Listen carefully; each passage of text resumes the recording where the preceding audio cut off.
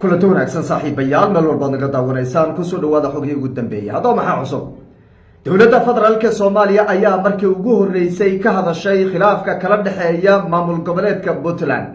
dowladda federaalku waxa ay faahfaahin ka bixisay sababta ay Puntland uga maqan tahay jaangoynta siyaasadeed iyo sidoo kaleeto waxyaabaha ay isku hayaan madaxweynaha Puntland Saciid Cabdullaahi Deni iyo madaxweynaha Soomaaliya Xasan Sheekh Maxamuud. waana markii ugu horeysay oo dowladda federaalku ay si faahfaahsan uga hadasho waxyaabaha ay isku hayaan labada madaxweyne waa maamul goboleedka Puntland iyo sidoo kaleeto madaxweynaha jamhuuriyadda federaalka Soomaaliya. qodobkeena koobaad ayaan ku dul istaagi doonaa faahfaahinta la yaab kale ee ay ka bixisay dowladda federaalka iyo waxyaabaha la yaab kale ay ku eedeeyeen madaxweynaha Puntland Saciid Cabdullaahi Deni.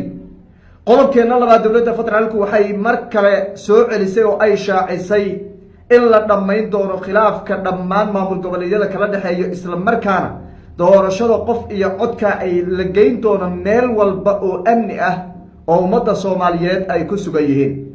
waxaa sidoo kaleeto ay shaaciyeen inaan laga laabanaynin laga wada hadlaynin doorashada qof iyo cod ah. haddaba doorashada qof iyo codkaas halkee ayay ka dhacaysaa? suurtagalse ma tahay oo muddada hadda dhiman ee sanadka iyo 5 bilood ah 17 bilood kaliya ayaa ka dhiman doorashada qof iyo codka iyo waqtiga loo asteeyay intaasi ma lagu dhamaystiri karaa xalinta khilaafaadka iyo sidoo kale dhammaan caqabadaha hor yaala qabsoomid doorasho qof iyo cod? qodobkeena labaad ayaan ku iftiimin doonaa caqabadaha waaweyn ee hor yaala madaxda dowladda federaalka iyo sidoo kale in ajandaha doorasho qof iyo cod ay ka dhacdo gudaha dalka Soomaaliya. qodobkeena labaad Xasan Sheekh Maxamuud iyo ninka la yiraahdo Saciid Cabdullaahi Deni waxay horay ugu heshiiyeen laba arrimood. labadii arrimood maxaa ka hirgalay? yaa sadiidan in la dhameeyo khilaafka Puntland iyo dowladda federaalka? yaa ka caranaya shirarkii loo asteeyay waxa weeye gudiyada kala duwan ay u asteeyeen labada madaxweyne inay isku keenaan? iyadana xogo badan oo ka qarsoon ayaan halkaasi ku iftiimin doonaa. inta jeer labadaasi madaxweyne maamulka Puntland iyo filla Soomaaliya la damcay in la isku keeno ee ay fashilantay cidda fashilisay ee diiday ayaan ku iftiimin doonaa qodobkeena ugu dambeeya. soo dhawaada muuqaalka like saara aragtidiina noogu reeba qaybta commentiga. aynu ku bilownee wasiirka arrimaha gudaha ee dowladda federaalka Soomaaliya Cali Yuusuf Xoosh ayaa waxa uu shaaciyay sababaha Puntland ay ku maqan tahay khilaafka ka dhaxeeya Saciid Cabdullaahi Deni iyo Xasan Sheekh Maxamuud. Cali Yuusuf Xoosh waxa uu faahfaahin ka bixiyay sababaha Puntland ay jaangoynta siyaasadda uga maqan tahay ee ay ku maqan tahay waxyaabaha filla Soomaaliya iyo Puntland ay isku hayaan. waxa uu sheegay in Saciid Cabdullaahi Deni uu doonayay in kursiga ra'iisul wasaaraha isaga la siiyo oo loo magacaabo kadib dib u doorashadii Xasan Sheekh Maxamuud uu kursiga ku soo baxay.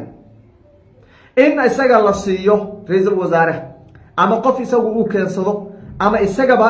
uu qaato ayuu rabay buu yiri. xasanna wuxuu door biday oo uu jeclaystay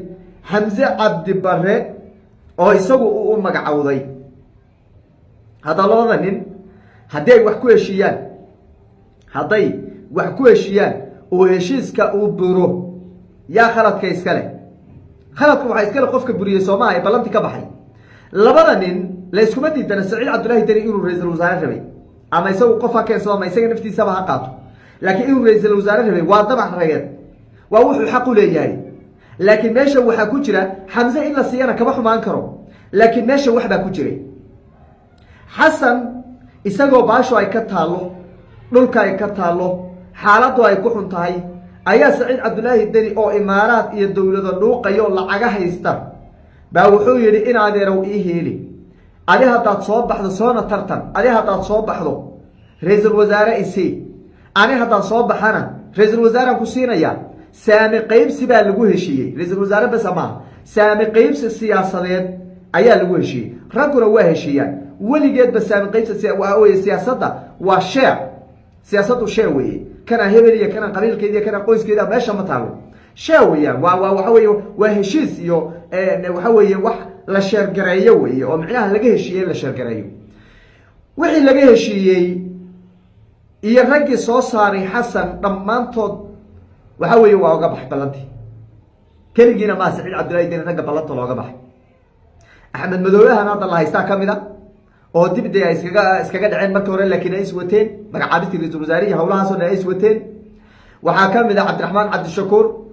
waxaa ka mid a ninka la yidhaahdo iken sheekh shariif sheekh axmed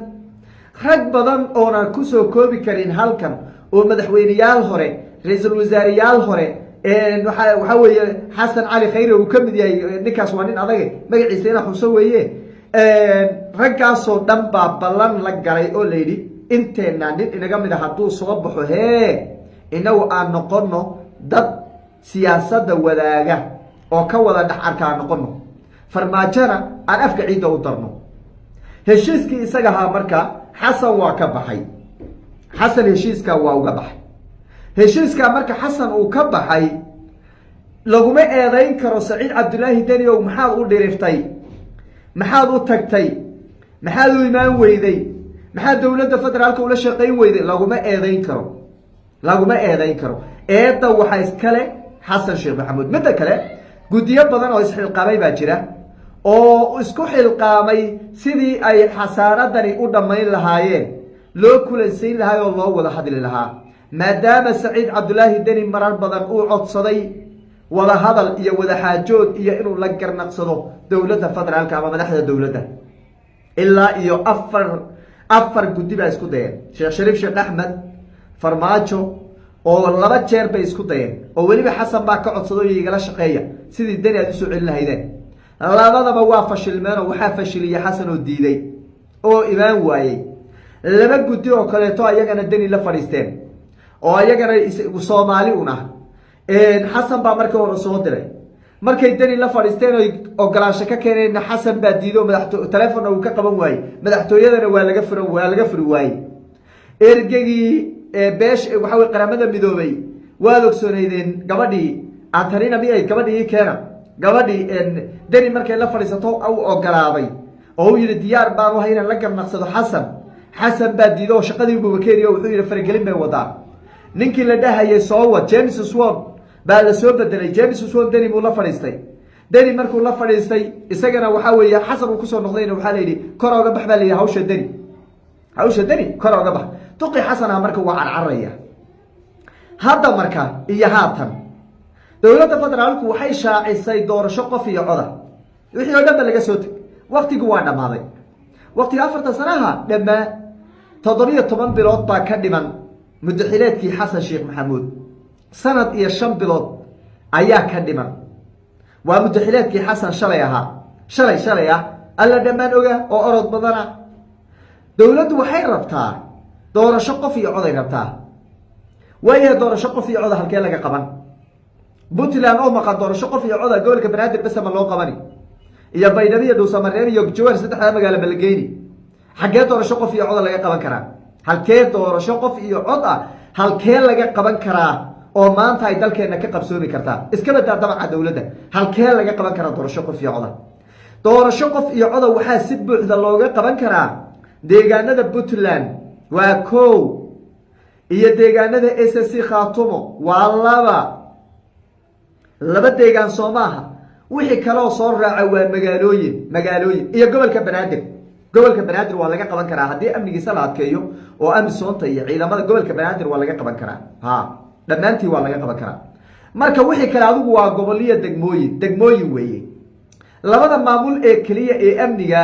ku dar Somaliland ku dar waa Somaliland SSC Khaatumo iyo Puntland saddexdaas laga qaban karaa Somaliland marka iyadu goorigoosad bay ku dhawaaqdo gooni bay u taagan tahay oo iyadu xalba male Puntland iyo SSC Khaatumana dawladdi baa waxa weeye farasoonaha uga boodayo de ayadii baaba soo ka cararaysa oo inay la fadhiistaan bayba ka cararayaan oo xasan isagii baa ka cararaya halkee doorasho qof iyo cod marka laga qabanaya gobolka banaadir magaalada baydhabo jawhar dhuusamareeb waa saddexda magaalo waa caasimadii oo muqdisho iyo saddexda magaalo hore aan ku soo sheegay saddexdaas baa hadda ogal afartaas magaalo hadda ogal oo xasan hadda ogal haday wax isbedelin afarta magaalo dadka ummadda Soomaaliyeed masiirkeeda waxa weeye ayagu ma hogaamin karaan oo masiirka ummadda soomaaliyeed oo dhan ma looga talin karaa? maya, loogama talin karo, ma looga talin karo. waayo haddaan looga talin karin sidee wax lagu qaban karaa? dowladdu muddada hadda u dhiman waa inay culays saartaay sidii xal looga gaari lahaa khilaafka siyaasadeed ee maamul goboleedyada. waa in waxa la wada leeyahay miiska la wada dhigo oo halkaa miiska lasoo saaro. waa in saamilayda siyaasadeed ay ku wada qancaan.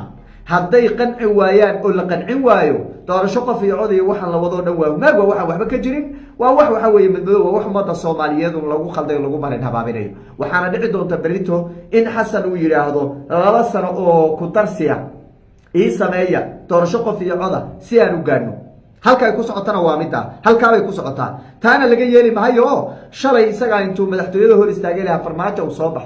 guriga waa guri rag leeyahay, lagaa yeeli maayo. 2 sano kaama yeelayno, soo bax. isagana berito marka raggii isaga la socday ee magaalada la lahaa ayaa dhihi doona xasanow kaa yeeli mayno, guriga wada leenahay, soo bax. haddaad soo bixi weydo aan kugu soo gelayna. waana sheekh shariif, sheekh axmed iyo cabdiraxmaan cabdishakuur iyo xasan cali khayraa lambar 1 waa kuwa dada ugu dhow, kursigiisana sababka u ahaa uu ku fadhiisto. taasina waa mid ah. marka arrimahaasoo dhan isku soo duuduub waa siyaasad xumada dalka maanta iyo xaaladda uu ku jiro. jahwareer siyaasadeed ayuu dalkeenu ku jiraa, jahwareer siyaasadeed. saamiley siyaasadeed gacan laguma hayo, qabaa'iladii meel walbaa la isku dilaya, xaalku marba marka ka dambaysa waa sii adkaanaya. dowladdu waxay iska taagan tahay duqii xasan buug buu qortay oo jaabku ku wataa wuxuu leeyahay doorasho qof iyo coda qabsoomaysa.